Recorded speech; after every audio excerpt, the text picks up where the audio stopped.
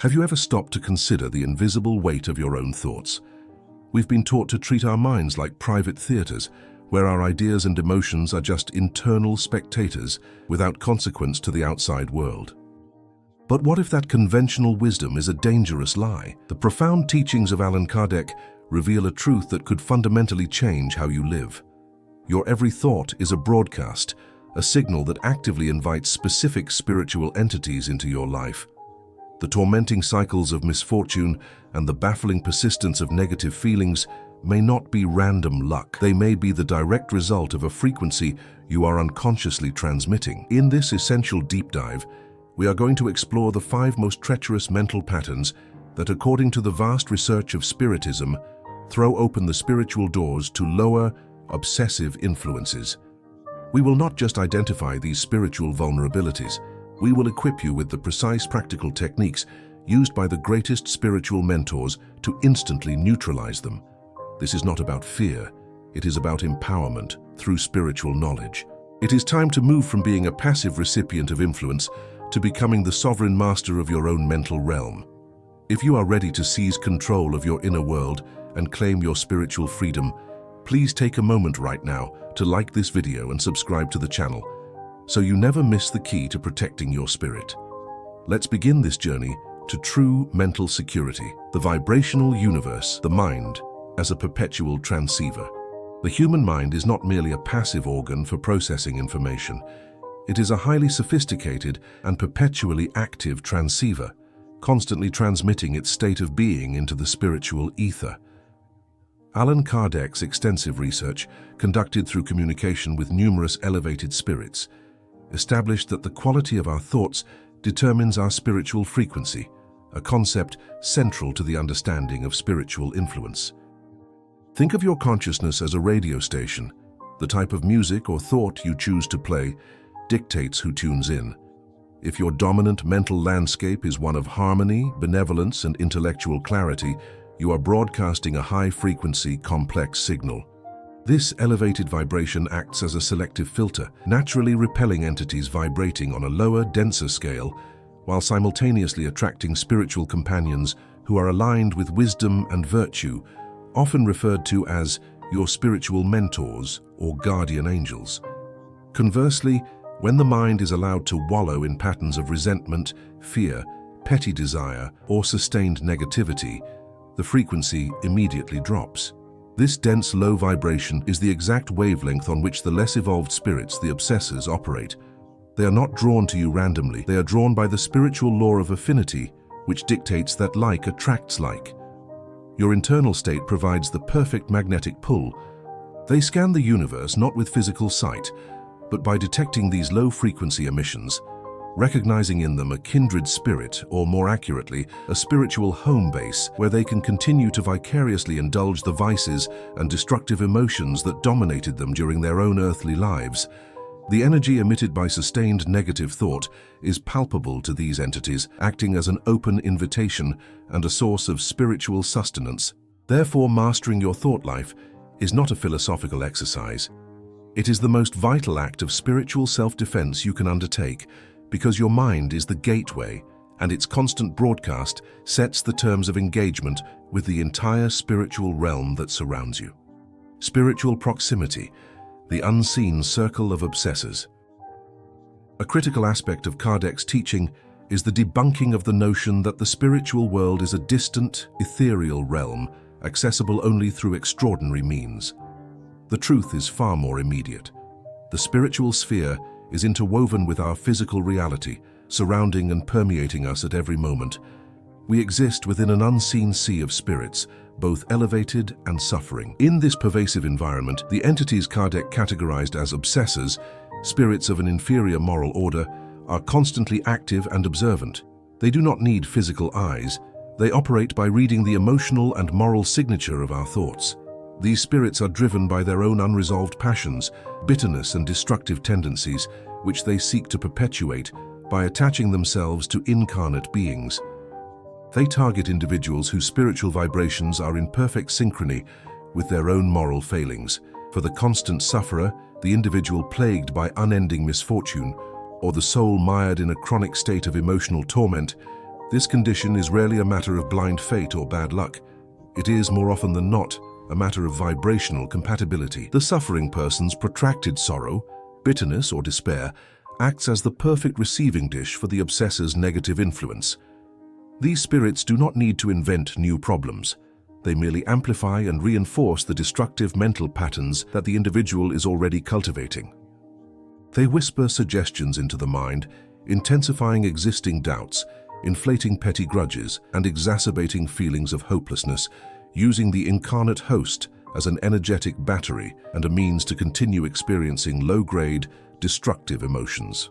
Protection, therefore, begins not with elaborate rituals or external defenses, but with a rigorous internal self-examination, aiming to identify and eradicate the negative mental habits that act as a spiritual welcome mat for these undesirable companions. The subtle poison of malice, the frequency of false superiority. Among the most insidious and deceptively common mental patterns that attract obsessing influences is the spiritual poison of malice, understood here as the sustained chronic habit of negative judgment, criticism, and the constant search for faults in others. In its spiritual context, this habit is far more serious than mere gossip or passing disapproval. It is a deep-seated mental posture, characterized by a vibration of false moral superiority, profound impatience, and underlying resentment toward the perceived flaws of one's neighbor.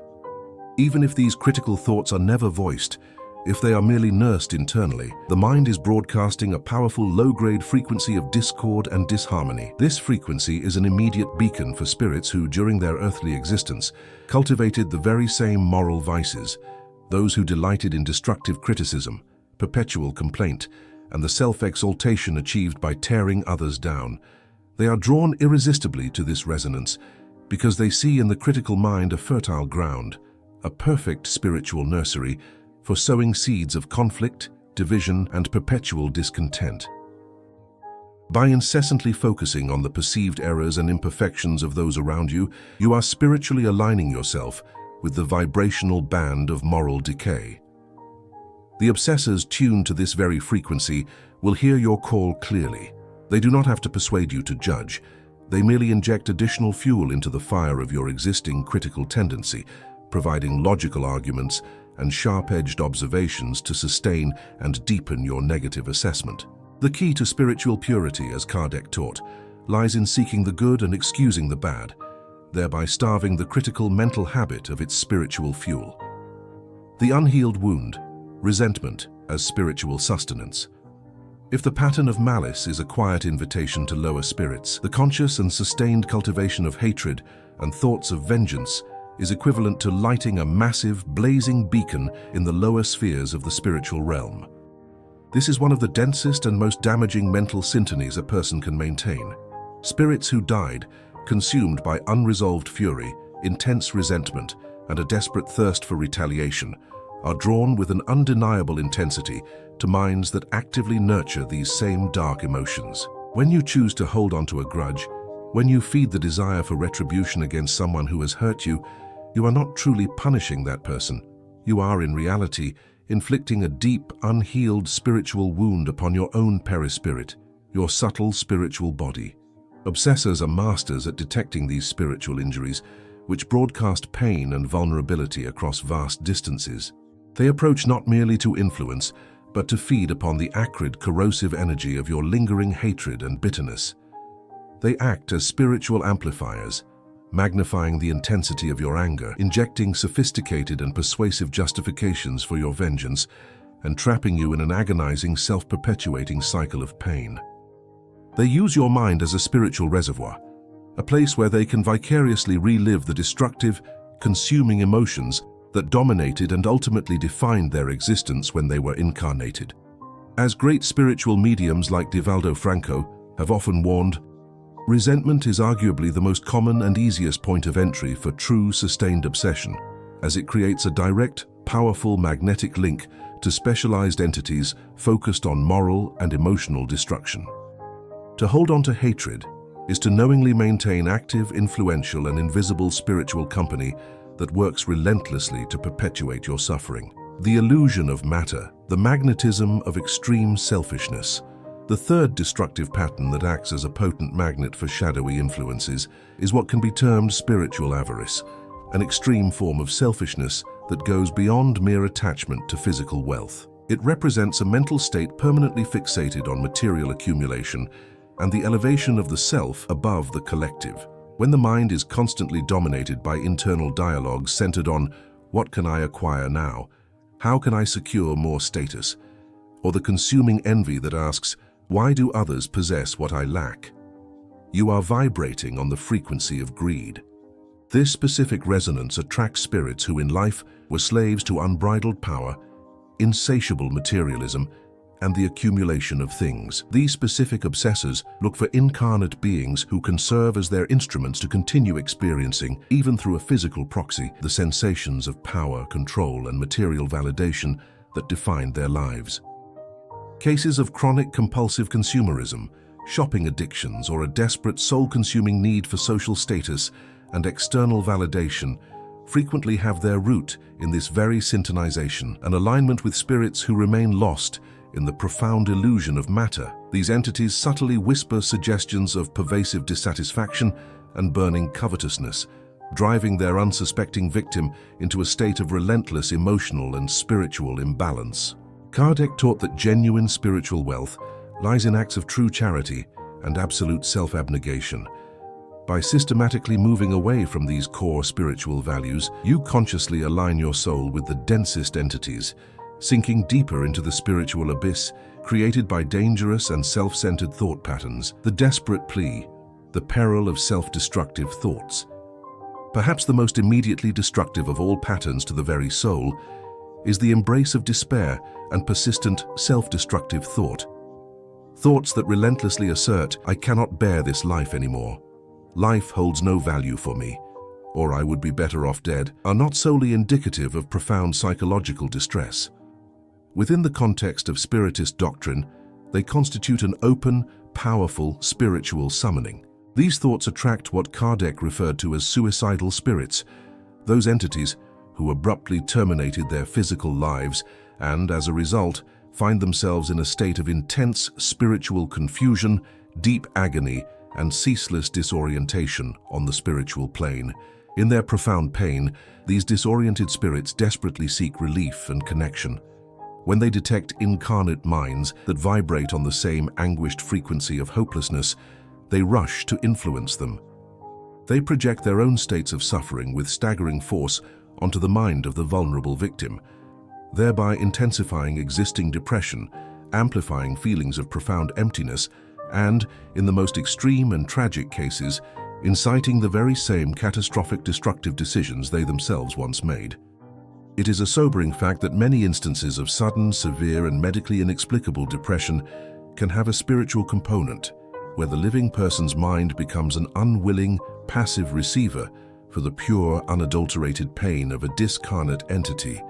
It becomes vitally important to recognize that not every desperate thought or self-destructive impulse originates purely within your own conscious mind. Vigilance coupled with the immediate pursuit of professional and spiritual help is absolutely essential, because the influence of these spirits can become so overwhelming that the victim loses the ability to distinguish their personal thoughts from the projected obsessive mental state, the chains of pleasure, the slavery of immediate gratification.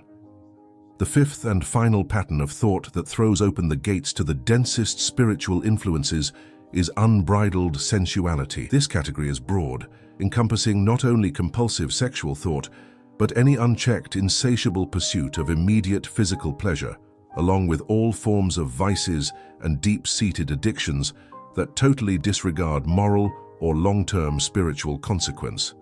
Spirits who died having been slaves to any form of addiction, be it alcohol, drugs, gambling, or disorderly sexuality, often find themselves trapped in the lower, heavier regions of the spiritual world. There they continue to experience, without the benefit of a physical body, the same compulsive and overwhelming desires that governed them in life.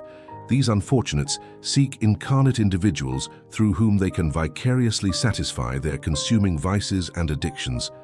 They are profoundly attracted to minds that constantly cultivate the concept of instant, non-negotiable gratification. During moments of pronounced spiritual vulnerability, such as deep sleep, states of illness, or intoxication. They draw near and implant detailed mental suggestions that dramatically intensify the victim's existing compulsive desires. The spiritual medium, André Luis, through the psychography of Chico Xavier, provided painstaking descriptions of how these spirits operate, detailing their ability to magnetically link themselves to the pleasure centers of the victim's perispirit. True spiritual liberation from these demanding influences requires a complete and conscious re-education of all desires and a profound elevation of moral conduct. The pursuit of momentary vice is never a final resolution. It is merely the guaranteed, agonizing restart of a cycle of deeper spiritual enslavement. The shield of charity, the essential foundation of spiritual defense. The simple act of intellectually identifying these 5 dangerous thought patterns, malice, criticism, hatred, vengeance, avarice, selfishness, despair, self-destruction, and unbridled sensuality, is merely the necessary starting point. The establishment of true, lasting spiritual protection resides not in avoidance but in relentless, active vigilance and the determined cultivation of the highest virtues. Allan Kardec, after exhaustively questioning the most elevated and philosophical spirits, consistently received a clear and unified answer regarding the single most efficacious means of combating the influence of lower spirits: to consistently practice goodness and to maintain absolute confidence in God and His immutable laws. Charity, understood in its broadest sense as universal benevolence, and the unwavering practice of sincere forgiveness function as the soul's most powerful spiritual armor. These qualities elevate the soul's vibrational frequency to such an immense height that the dense, lower vibrating entities find it magnetically impossible to sustain their toxic connection. Any attachment becomes instantly unstable and is eventually repelled. Your highest moral conduct and your commitment to doing good acts as a proactive spiritual barrier, a shield of light that is impenetrable to the darkness. Therefore, spiritual defense is not a separate, complicated activity. It is simply the natural byproduct of a life sincerely dedicated to moral elevation and selfless service to others. The Golden Rule, the 30-second window of mental substitution. The spiritual mentors who guided Chico Xavier did not simply offer lofty philosophy. They provided concrete, practical methods for immediate spiritual self-help. The most critical and practically applicable technique is the law of instantaneous substitution. In the precise moment you detect the beginning of a dangerous thought, a whisper of criticism, a flash of vengeful desire, or the cold onset of despair, you must automatically and instantly force your mind to substitute that negative thought pattern with its exact spiritual opposite. If the internal thought is a cutting critique of a person, immediately compel your mind to locate and dwell upon a positive quality, no matter how small, in that individual. If a thought of revenge surges, consciously shift your focus and send a vibration of genuine forgiveness or understanding toward the person who wronged you. This practice must become as instinctively automatic as pulling your hand away from a source of fire. The spiritual genius of this technique, as revealed by the mentor Emmanuel, lies in the secret of time. There exists a critical 30-second window of opportunity between the initial emergence of a negative thought, which may be an obsessive suggestion, and the moment it solidifies into a dominant, rooted mental pattern. During this brief 30-second period, your divine free will operates at its maximum power, giving you the unassailable ability to reject the influence and decisively redirect your mind. If you allow this crucial time to pass without conscious intervention, the thought gains immense momentum, takes root in your consciousness, and becomes exponentially more difficult to neutralize or dislodge. The profound secret to mental and spiritual freedom is recognizing this critical moment of choice and acting with unwavering, immediate determination. Spiritual tools, prayer and protective visualization. Beyond the vital practices of vigilance and mental substitution, there are immediate spiritual tools that can be deployed when you feel the psychological and spiritual onslaught is particularly intense. Dr. Bezerra de Menezes, the spiritual physician, often taught the value of the prayer of neutralization as an instantaneous defense. When you feel negative thoughts gaining overwhelming strength, or sense a bombardment of dense, unwelcome suggestions, resort to a simple, profoundly powerful prayer or declaration. A statement such as, "Lord, remove from me every single thought that is not rooted in love and peace," when spoken with deep sincerity and genuine faith, instantly alters your personal vibrational frequency. This dramatic shift creates a magnetic incompatibility with the lower spiritual influences, causing them to detach or recoil. Furthermore, André Luis detailed the technique of protective visualization. In moments of heavy, oppressive mental attack, immediately visualize an intense, vibrant white or golden light enveloping your head and then expanding powerfully to encompass your entire body, forming a sphere of pure energy. This is not mere fantasy or wishful thinking. André Luis explained that the visualization of this spiritual light, when accompanied by sincerity and a powerful faith in goodness, actively triggers and activates real, potent energies within the perispirit. This activation creates a dense, luminous vibrational barrier that effectively repels any entity operating at a lower, denser frequency. In the metaphysics of Spiritism, the light of goodness is, quite literally, the darkness of the obsessors, and consciously generating it is a fundamental act of spiritual self-mastery and defense. The overarching, enduring lesson bequeathed to humanity by Allan Kardec is clear, consistent, and profoundly empowering. Spiritual obsession is not a random misfortune that happens tragically to an entirely passive victim. Rather, it is the natural, inevitable spiritual consequence of persistent mental patterns that the individual, through carelessness, lack of vigilance, or deep-seated habit, permits to take root and flourish.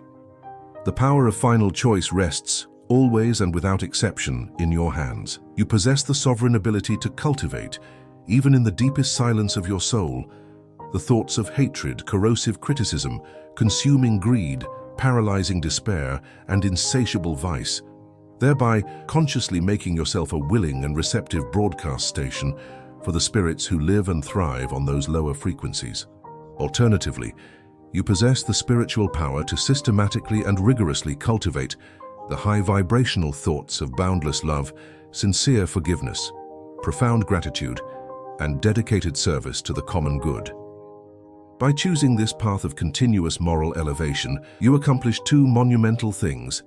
You establish an unbreachable spiritual defense for yourself, and you simultaneously become an irresistible magnetic focus for the elevated spiritual beings, the spiritual mentors, guides, and friends, who vibrate solely in the purest light.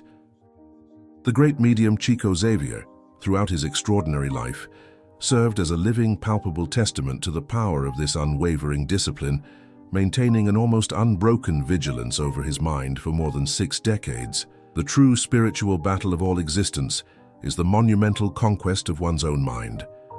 Implement the 30-second vigilance rule today. Every time you detect the faintest stirrings of the 5 dangerous patterns, redirect your mental focus to its immediate spiritual opposite. This will, at first, demand a seemingly Herculean effort of will, but with persistent, consistent practice, this vigilance will become automatic, transforming the very quality of the spiritual companionship you attract and, in doing so, irrevocably changing your frequency and your ultimate destiny.